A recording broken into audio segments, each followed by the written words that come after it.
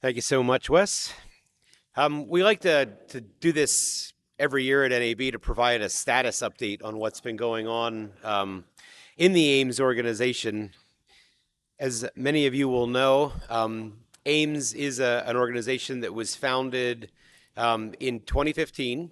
So the members of AIMS came together around a common goal, and that was to foster the adoption of a common, ubiquitous, and standards-based protocol for interoperability over IP for the media and entertainment industry.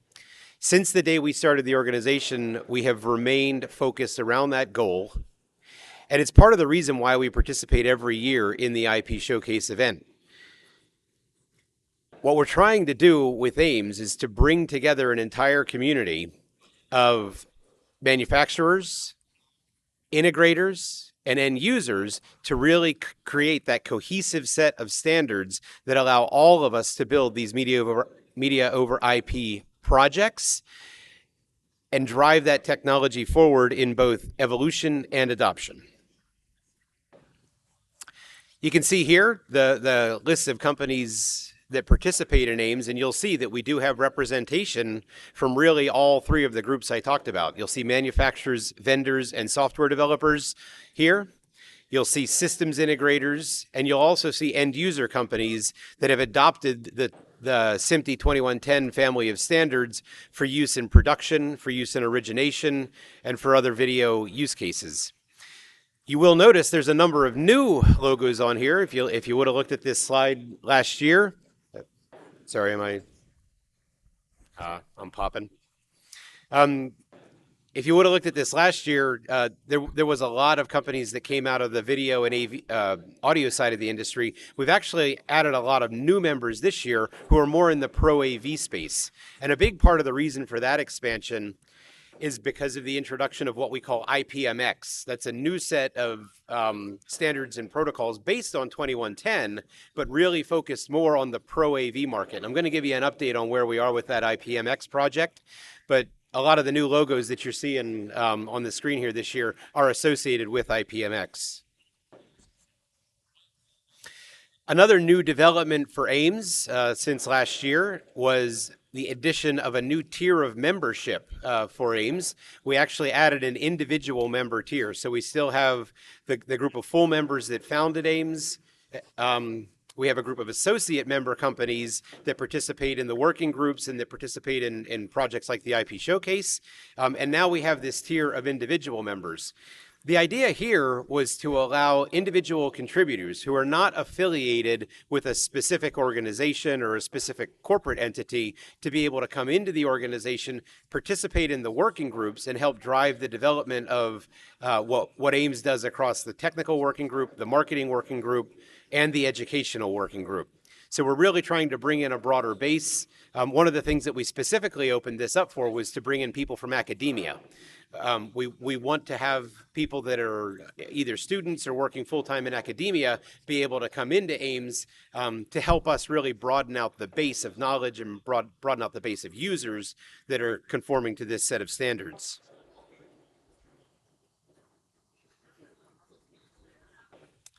Oops. Okay, so at the IP Showcase this year, if you have a chance to walk all the way around the booth, you'll see AIMS participating in a couple of the activities that are going on. Most notably, over on that side of the booth, every year what we do is a set of tiles that showcase specific projects that have been built using the SMPTE 21 set of standards. We do that for a couple of reasons. One, we want to have the entire industry informed about the progress that's being made in actually deploying 2110. We want people to see examples of projects that have been built, deployed, and that have gone live using 2110. The other thing we want to make sure people understand is this is a global standard. When you take a look at those tiles over there, you're going to see projects that have been done in pretty much every region of the world. We've got projects in North America, projects in Europe and EMEA. We've got projects in Asia. It really is a broadly distributed piece of technology being adopted globally. Third thing that you'll see when you take a look at the IP in action panels around the corner is that there are a variety of use cases that 2110 is now supporting. A lot of what we've been working on over the course of the last year are projects around live production and live contribution. But you're also going to see projects that touch on origination and delivery of content using the 2110 set of standards.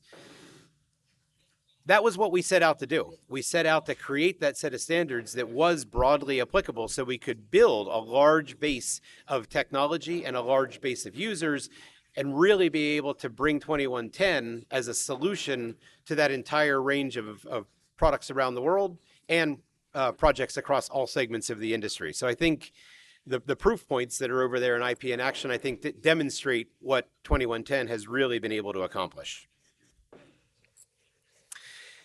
A quick update on where we are with the state of the standards that make up the AIMS roadmap.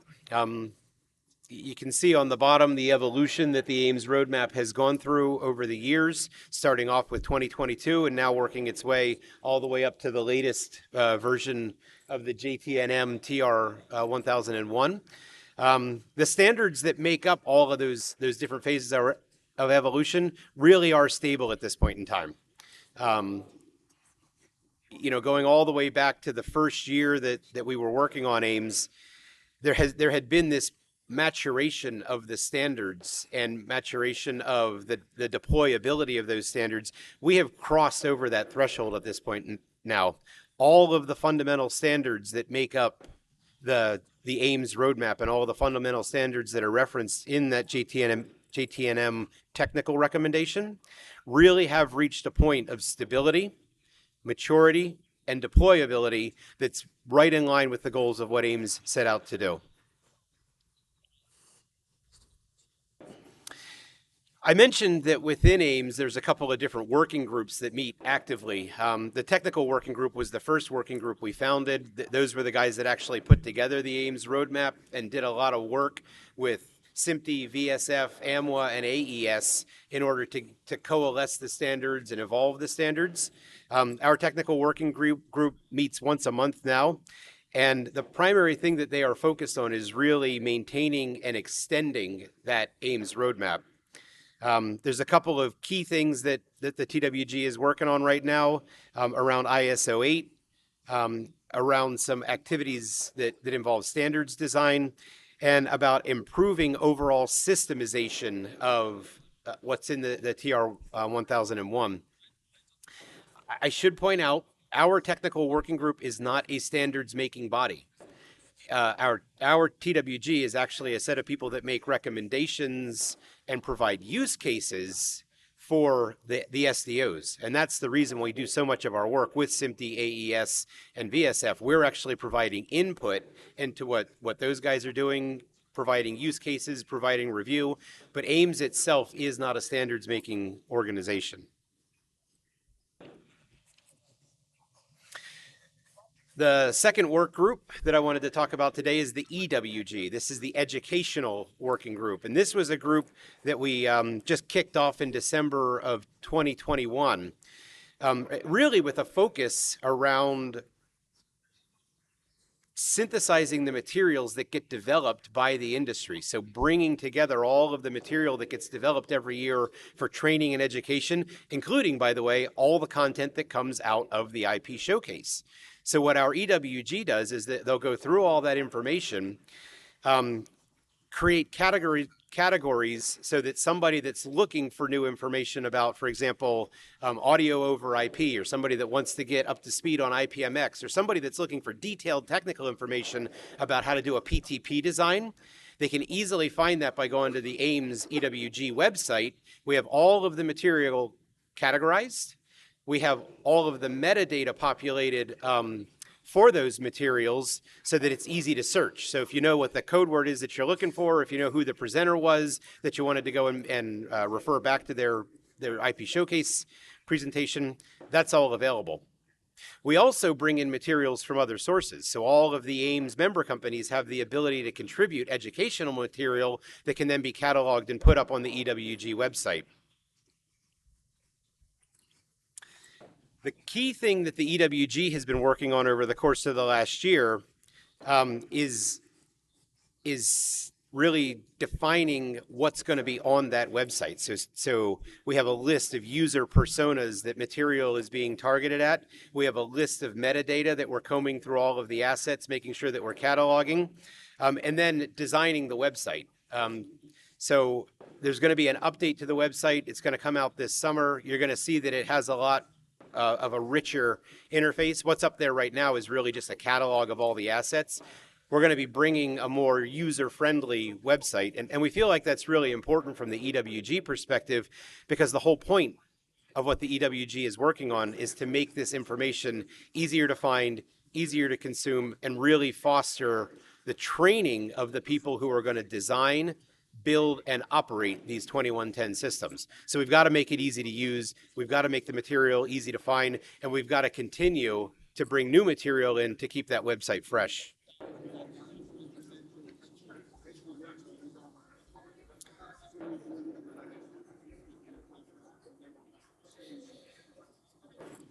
Oops, one more.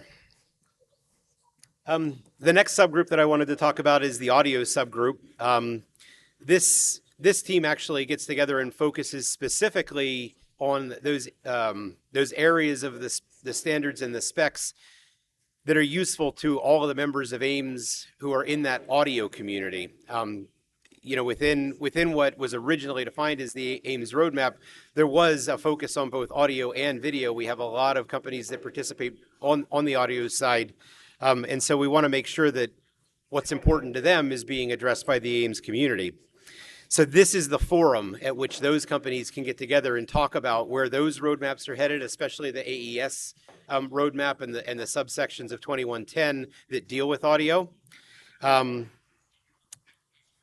Among the activities that this group has been involved in over the course of the last year, there was a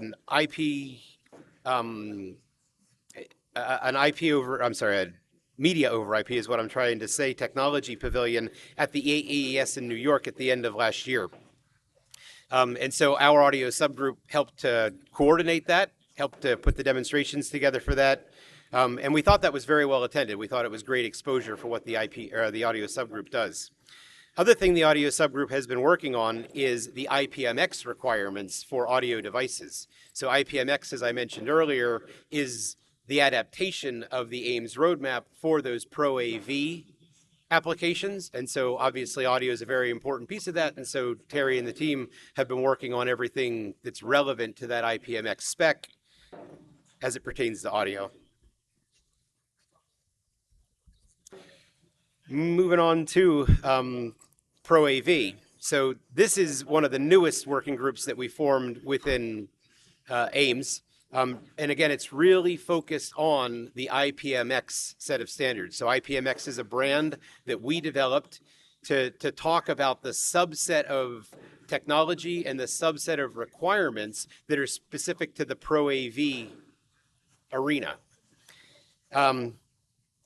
When we first started AIMS and when we first started working on 2110, there really was this idea that the technology could scale down. It wasn't just for the high-end broadcast systems. Being able to do media over IP for lighter weight and lower tier applications was something that we always did envision. And IPMX is really the embodiment of that. We've been able to take the same fundamental set of standards from 2110 and create a lighter weight deployment model that can be used in Pro AV. So that's things like corporate, house of worship, and even college campus type environments where you're using the same set of technologies. You're just using it in a scaled down, lower cost topology. So the IPMX team has been very busy over the course of the last couple of years. They've worked to publish a whole set of draft specifications and draft technical requirements. You can see what, the documents that they've been working on, but I also wanted to list here at the bottom the set of specs and standards that everything they're doing is based on. So you guys can see the connection between what the primary set of specs that AIMS works on the AIMS roadmap, how that has mapped into everything that IPMX is doing. This group has really been able to build some great momentum over the course of really just the last 2 years. A lot of a lot of press coverage and publication coverage of what IPMX has been doing. But even more exciting, they've been able to bring in new members. So there's 10 new members that have joined Ames just to focus on IPMX activities. We've participated in 5 major trade shows, including this one with IPMX material, 18 published articles, a guest article that the IPMX team did in NAV publications, and then dozens of presentations and other videos that have been put together with thousands of views that we've been able to collect. So this really has started to gain some momentum. Very excited about the progress that the team is making in developing those specs, and even more excited about the adoption that we've seen by the industry coming in towards IPMX. So that's the 2023 update on what Ames has been working on, where we are with the project, and some of the new things that the team has been working on. Thank you very much for coming by today, and if you have any questions, you can meet me afterwards. I think we have time for... And we can do questions here? Yeah, Okay. yeah.